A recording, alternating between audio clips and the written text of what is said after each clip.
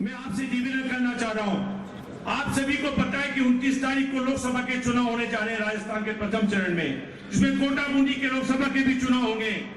आप लोगों को सभी को पता है कि भारतीय जनता पार्टी ने कुछ नहीं किया, सिर्फ जुमलेबाजी के अलावा। देश की जनता को न चौकीदार चाहिए न चाय वाला चाहिए, देश की जनता को देश का प्रधानमंत्री चाहिए और वो कांग्रेस पार्टी दे सकती है। मैं आपसे कहना चाहता हूँ, उमेश शर्मा कहते हैं कि इसने कि इसका जवाब भारतीय जनता पार्टी के नेताओं को देना पड़ेगा। बाहर हो रही हो चौकीदार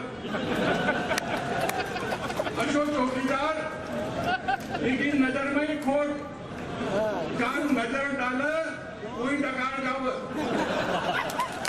तो ये तो सीट निकली हुई है, 25 सीटों में अगर सबसे ज्यादा मजबूत अगर कोई सीट आज पाली जा रही है तो कोटा की मानी जाती है।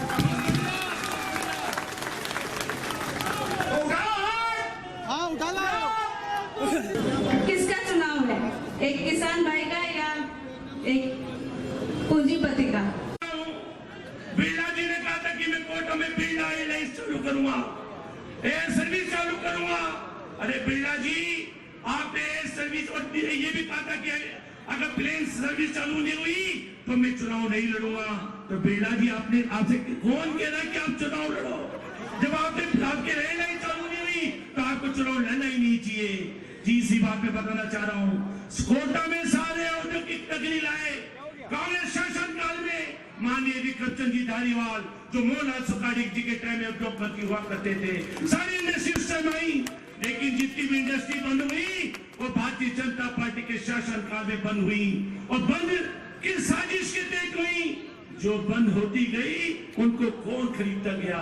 कौन किसे खरीदा भाइयों? बिरला जी ने एक एक व्यक्ति खरीदते गए बिरला साहब। और चौथी बात मैं कहना चाह रहा हूँ, आज रामनारायण जी के समर्थन में पूरी कांग्रेस, कोटा बूंदी लोग सारे कांग्रेस नेता मौजूद हैं। पूरी कांग्रेस एक पार्टी, कांग्रेस पार्टी। अब रामनारायण जी मीणा साहब आपके सामने विचार मंच पर विराजमान सभी नेतागण, आदरणीय जनता जनार्दन, किसान भाइयों, नौजवान दोस्तों, माताओं, बहनों, बच्चों और मीडिया के साथियों, और संभाग के नहीं, आसपास के क्षेत्र से, अजमेर संभाग से, कोटा संभाग से, यहाँ तक कि सवाई माधोपुर जिले आदि से पधारे कुछ आदमी मुझे मध्य प्रदेश के भी दिख रहे। सभी आदरणीय सज्जनों, मतदाता भाइयों, मैं बात कहां से शुरू करूं? मुझे तो कांग्रेस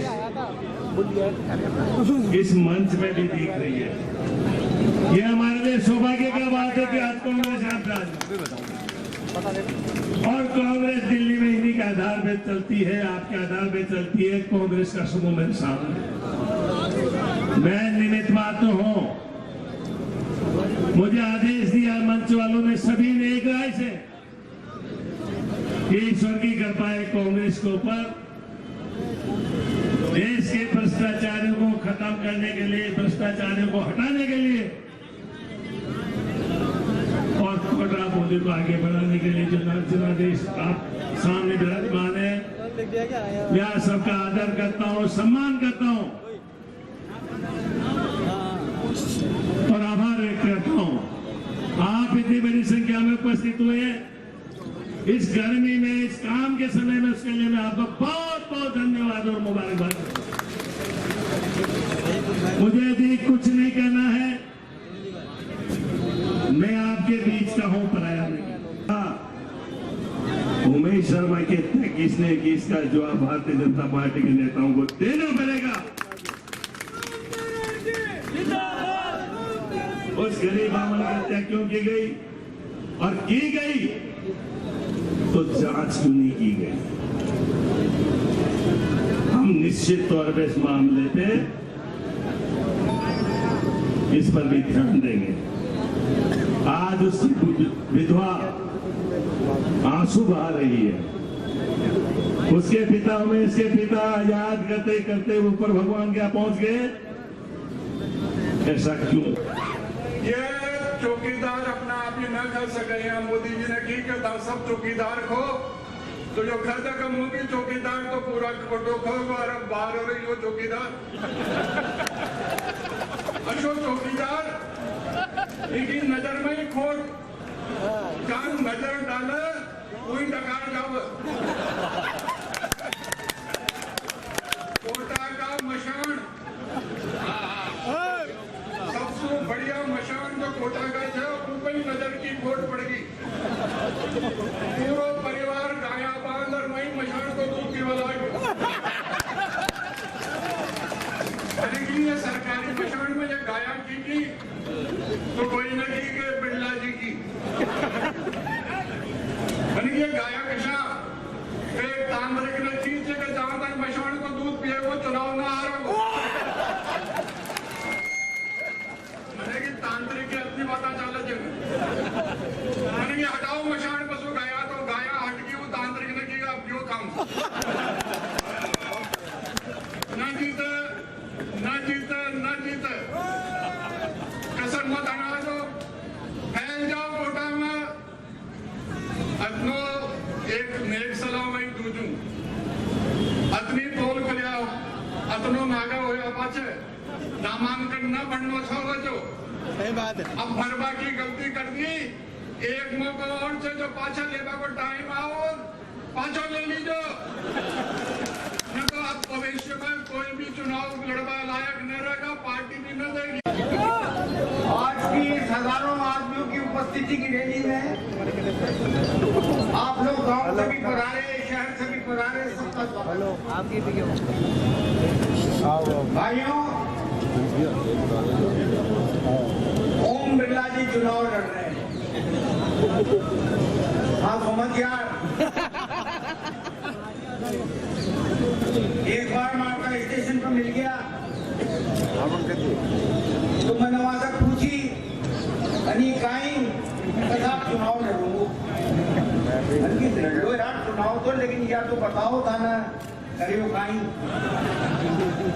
तो मैंने 600 से ज्यादा सवाल लोकसभा में उठाया थोड़ी देर बाद बात एक आध सवाल ऐसे भी बताओ तो काम हो गया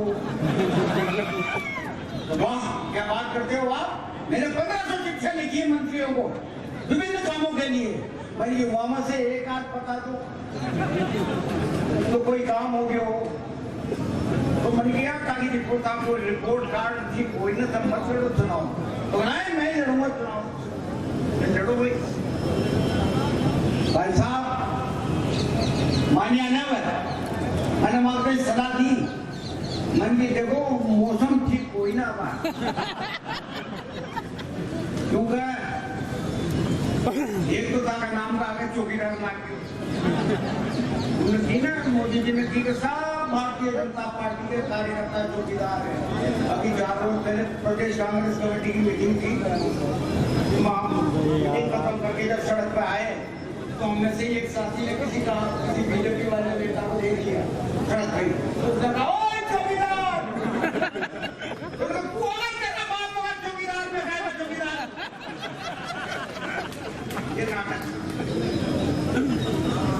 चौकीदार मैं चौकीदार जगह जगह चौकीदार लिख करके और जनता को बेवकूफ बनाने वाली मैंने कहा यार मेरे को 5 काम बता दो तुम जो कोटा में तुमने किए हो एक काम नहीं बता सकते एक काम नहीं बता सकते इस रोज उन्होंने भाषण दिया था यहाँ पर बताया ना वो बिरला एयरलाइन का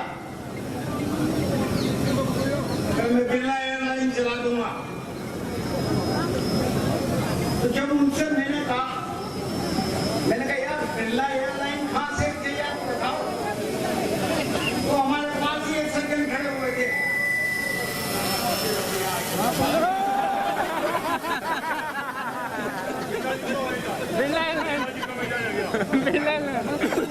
तो उन्होंने उस सज्जन ने हरलाल सिंह नाम था उसका हरियाणा का रहने वाला था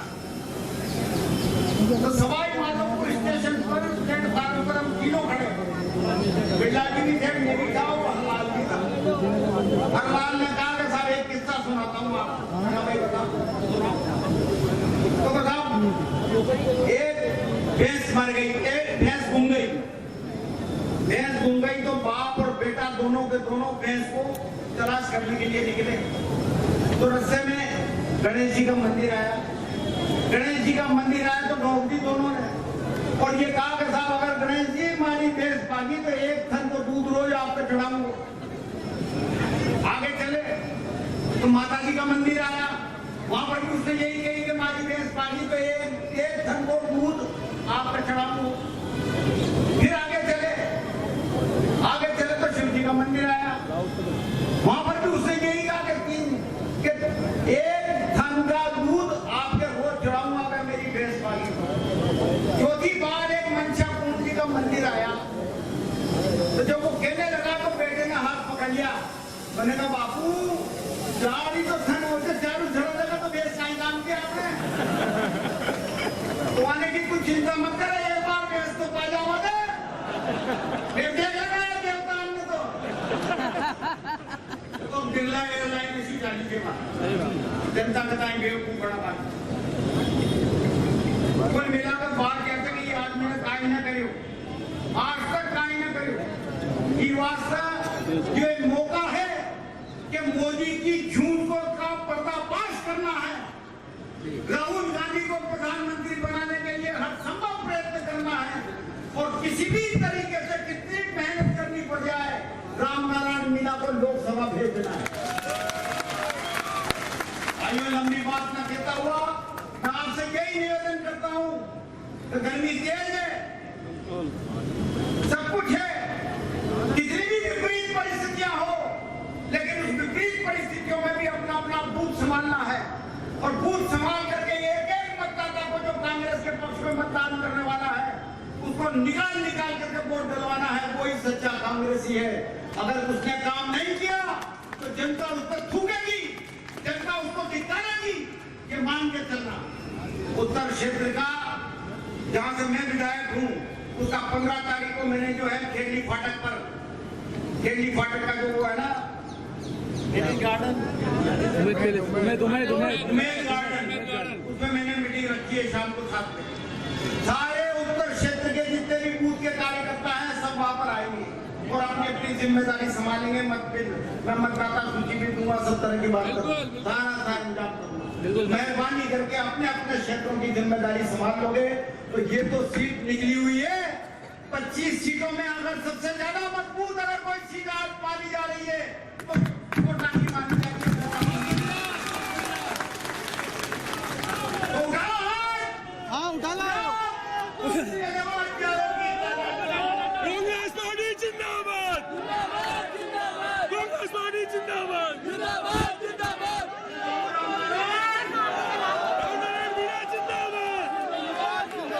कांग्रेस पार्टी जिंदाबाद, जिंदाबाद जिंदाबाद। 15 साल से ओम बिरला जी कोटा शहर की जनता का प्रतिनिधित्व कर रहे हैं, विधायक के रूप में और उसके बाद सांसद के रूप में। उनसे हम सवाल करते हैं 15 साल में उनकी कौन सी उपलब्धि है जो जनता को वो गिनाना चाहते हैं। उनके पास कोई उपलब्धि नहीं, जनता के लिए काम करने के नाते उपलब्धि है तो स्वयं के लिए है। मैं आपसे निवेदन करना चाहता हूं, झूठ के बादशाह है, बातों के बादशाह है ओम बिरला जी। उन्होंने कहा था कोटा शहर से हवाई सेवा शुरू होगी, एक उड़न खटोला चढ़ा पर चंद दिनों में बंद हो गया।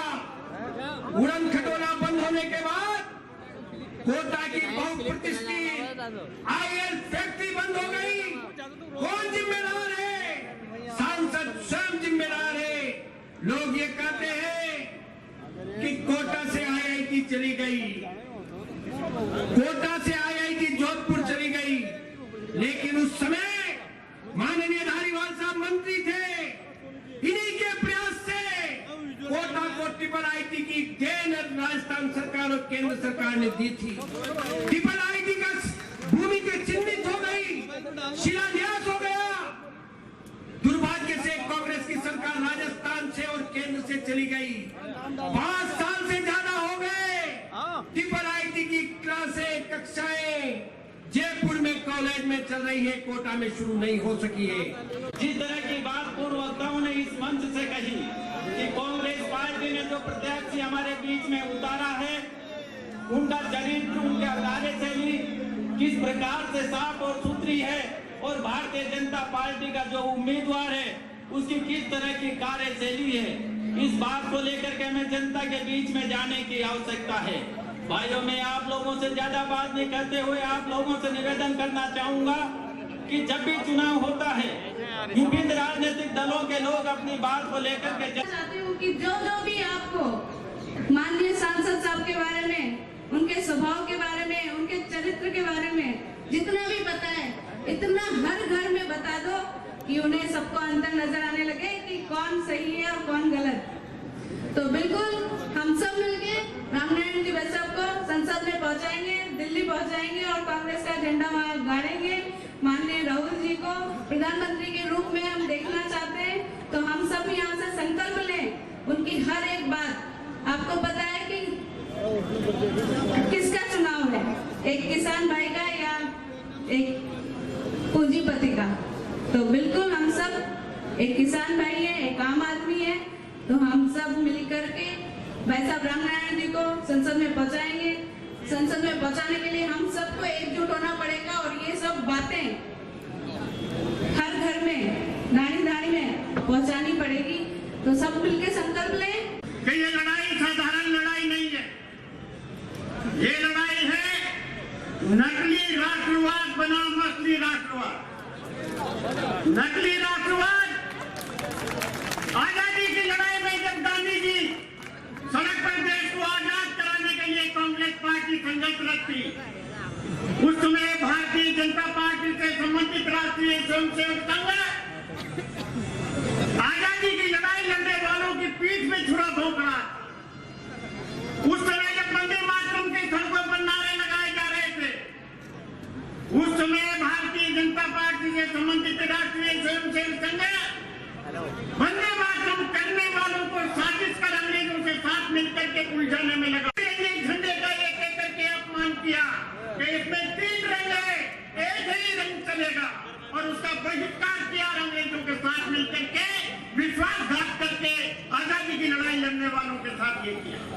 इस देश के लिए कुर्बानी देने वाले हमारे पंडित जवाहरलाल नेहरू बरसों तक एक अमीर घराने में होने के बावजूद भी पूरा परिवार आजादी दिलाने के लिए जेल के सीटों में चढ़ते रहे। यही नहीं, हमारे प्रिय नेता इंदिरा गांधी ने इस देश को बचाने के लिए, एकता अखंडता के लिए हर संघर्ष में देखा और उन्होंने अपनी जान की कुर्बानी दी।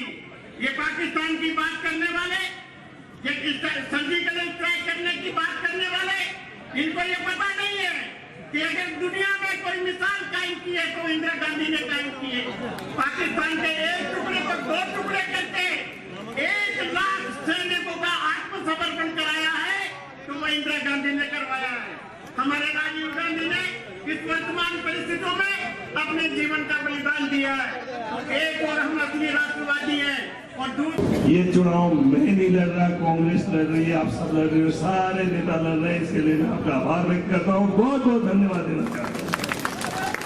भाइयों, इकट्ठा होने से नहीं, वोट जो खाते में पड़ेंगे वोट वही माना जाएगा जो पेटी में पड़ेगा। आपकी ताकत उस दिन देखी जाएगी जिस दिन रिजल्ट निकलेगा। मुझे उम्मीद है कि आप पेटियां भरोगे और कांग्रेस को भारी बहुमत से जिताओगे। इसी के साथ मैं आपका आभार व्यक्त करता हूँ, बहुत बड़ी संख्या में धन्यवाद देता हूँ और आपकी इजाजत से बहुत बहुत शुभकामनाएं, बहुत बहुत धन्यवाद।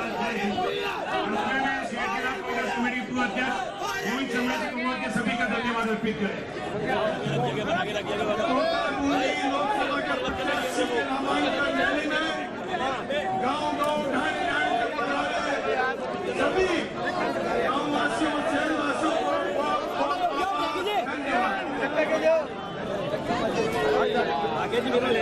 जो बात चुनाव में करती है उस बात को पूरा करने का काम करती है। अभी विधानसभा के चुनाव राजस्थान में हुए, जो वादे आप लोगों के बीच में, प्रदेश की जनता के बीच में कांग्रेस पार्टी ने किया, राजस्थान के लोकप्रिय मुख्यमंत्री सम्मानीय गहलोत साहब ने, सम्मानीय पायलट साहब ने उन वादों को पूरा करने का काम किया। 10 दिन में जो किसान का कर्जा माफ करने की बात कही, 2 दिन में प्रदेश के किसान का कर्जा माफ करके एक ऐतिहासिक निर्णय राजस्थान की सरकार ने लिया, जो बीपीएल और एपीएल परिवार को सामने आ सके। हम राम मंदिर में जिस सरकार है, कांग्रेस के प्रत्याशी रहे, आदरणीय राम गोपाल जी देवरा सिंह